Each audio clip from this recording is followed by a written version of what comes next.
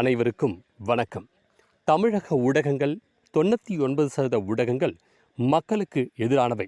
மக்களுக்கு எதிரானவை என்பதனுடைய நோக்கம் ஜனநாயகத்துக்கு எதிரானவை என்பதுதான் உண்மை. அதற்கான காரணம் இந்த வீடியோவில் நாம் பார்க்கின்ற காட்சி சிறந்த எடுத்துக்காட்டு. இன்று இந்திய தேர்தல் ஆணையம் தமிழகத்தில் உள்ள ஈரோடு கிழக்கு தேர்தலுக்கான இடைத்தேர்தல் அறிவிப்பை வெளியிட்டிருக்கிறது. இந்த ஈரோடு கிழக்கு இடைத்தேர்தல் யாருக்கு சவாலாக இருக்கும் என்ற பெயரில் கேள்வி நேரம் என்ற பெயரில் பிரபலமான தமிழ் ஊடகம் 1 மணி நேரம் விவாதம் நடத்துகிறது. இந்த விவாதத்தில் எதிர்க்கட்சிகளான பாஜக, அதிமுக, பாஜக கூட்டணி கட்சிகள், அதிமுக கூட்டணி கட்சிகள் என ஒரு கட்சிகளை கூட இவர்கள் அழைக்கவில்லை.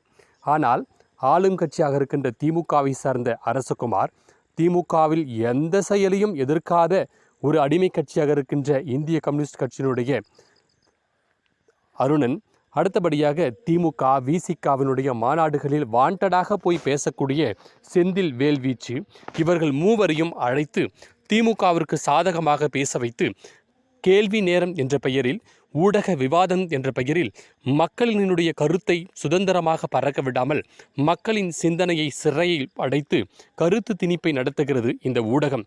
இதையெல்லாம் கடந்தும் ஃபார்மாலிட்டிக்காக 2 எழுத்தாளர்கள் என்ற பெயரில் அவர்களும் திமுகவுக்கு சாதகமாகவே பேச துடிப்பார்கள்.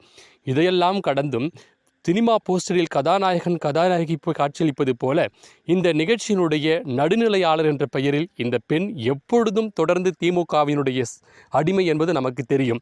இவர்கள் 6 நபர்களும் சேர்ந்து திமுக தான் வெற்றி பெறும், திமுக தான் மிகப்பெரிய வெற்றி பெறும், மற்ற எல்லா கட்சிகளும் தோற்றுவிடும், டெபாசிட் பெறாது என்று இவர்கள் ஊடக விவாதம் நடத்துவதும், ஆனால் கேட்டால் கேள்வி நேரம், மக்களுக்கான அரசியல் அறிவை ஏற்படுத்துகிறோம் என்ற பெயரில் ஜனநாயகத்துக்கு எதிராக செயல்படுகிறது இந்த நிகழ்ச்சி.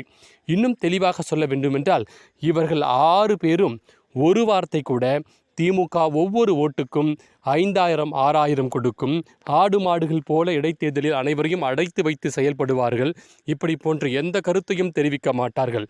இன்னும் தெளிவாக சொல்ல வேண்டுமென்றால் பெயரளவில் மட்டுமே காவல்துறை நிற்பார்கள். அனைத்து தொகுதிகளிலும், இந்த ஈரோடு கிழக்கு தொகுதிகளில் ஒவ்வொரு தெருவிற்கும் ஒரு அமைச்சர் போய் வேலை செய்வார்.